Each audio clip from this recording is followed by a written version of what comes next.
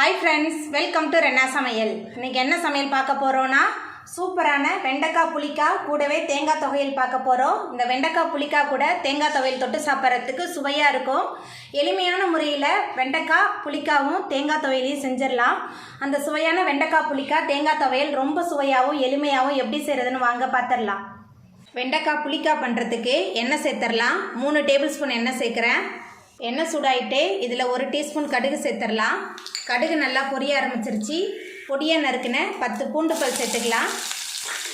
அது கூடவே 10 சின்ன வெங்காயம் பொடியாக நறுக்கி வச்சுருக்கேன். கூடவே ஒரே ஒரு காஞ்ச மிளகாய் எல்லாத்தையும் சேர்த்துட்டு நல்லா வதக்கிடலாம். வெங்காயம் பூண்டு ரெண்டுமே நல்லா வதங்கணும். நல்லா வதக்கிடலாம்.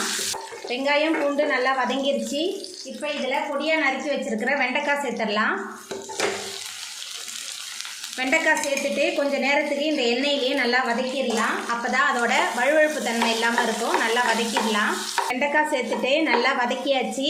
இப்போ இதில் பொடியாக நறுக்கின ஒரு தக்காளி பழம் கொஞ்சமாக கருவேப்பிலை சேர்த்துடலாம். சேர்த்துட்டு நல்லா வதக்கிடலாம். இந்த வெண்டைக்காய் புளிக்காய் ரொம்ப சுவையாக இருக்கும். தயிர் சாதம், சாம்பார் சாதம், ரச சாதம் எல்லாத்துக்குமே தொட்டு சாப்பிட்லாம். சாதத்தோடு கலந்து சாப்பிட்றதுக்கும் சுவையாக இருக்கும். நல்லா வதக்கிடலாம். வெண்டைக்காய் சேர்த்துட்டு நல்லா வதக்கியாச்சு. இப்போ இதில் சாம்பார் தூள் சேர்த்துக்கலாம். 2 டீஸ்பூன் சேர்க்குறேன். மஞ்சத்தூள், உப்பு, அதுக்கப்புறமா சின்ன லெமன் சைஸ் புளியை தண்ணியில் ஊற வச்சு கரைச்சி வச்சுருக்கேன். அந்த புளித்தண்ணி சேர்த்துக்கலாம். புளித்தண்ணி சேர்த்துட்டு நல்லா கலந்து விட்டுடலாம்.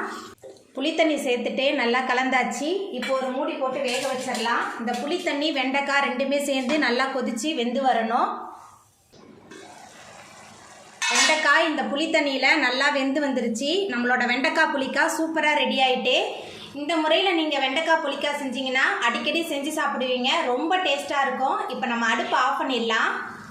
தேங்காய் துவையல் பண்ணுறதுக்கு 6-7 பல் பூண்டு எடுத்துக்கலாம். அதுக்கப்புறமா 10 சின்ன வெங்காயம்,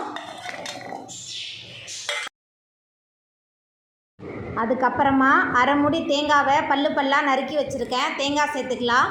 கூடவே உங்கள் காரத்துக்கு தகுந்த மாதிரி காய்ந்த மிளகாய் சேர்த்துக்கோங்க. நான் 10 காய்ந்த மிளகாய் சேர்த்துருக்கேன். அதுக்கப்புறமா நெல்லிக்காய் சைஸ் புளி, அதுக்கப்புறமா உப்பு, கல்லுப்பு சேர்த்துருக்கேன். துவையலுக்கு கல்லுப்பு தான் சரியாக இருக்கும். எல்லாத்தையும் சேர்த்துட்டு மிக்சியில் ஒரு ஓட்டிட்டு நம்ம தண்ணி சேர்த்து அரைச்சிட்டு வந்துடலாம். மிக்சியில் மாற்றிட்டு தேங்காய் துவையலை அரைச்சிட்டு வந்தாச்சு. அவ்வளோதாங்க. எளிமையான முறையில் செய்யக்கூடிய வெண்டைக்காய் புளிக்காய் தேங்காய் துவையல் சூப்பராக ரெடி ஆகிட்டு. நீங்களும் உங்கள் வீட்டில் இந்த சுவையான வெண்டைக்காய் புளிக்காய் தேங்காய் துவையலை செஞ்சு பாருங்கள். இந்த வீடியோ உங்களுக்கு பிடிச்சிருந்தா லைக் பண்ணுங்கள், ஷேர் பண்ணுங்கள், கமெண்ட் பண்ணுங்கள், சப்ஸ்கிரைப் பண்ணுங்கள். அப்படியே பக்கத்தில் உள்ள பெல் பட்டனை கிளிக் பண்ணிடுங்க. நன்றி.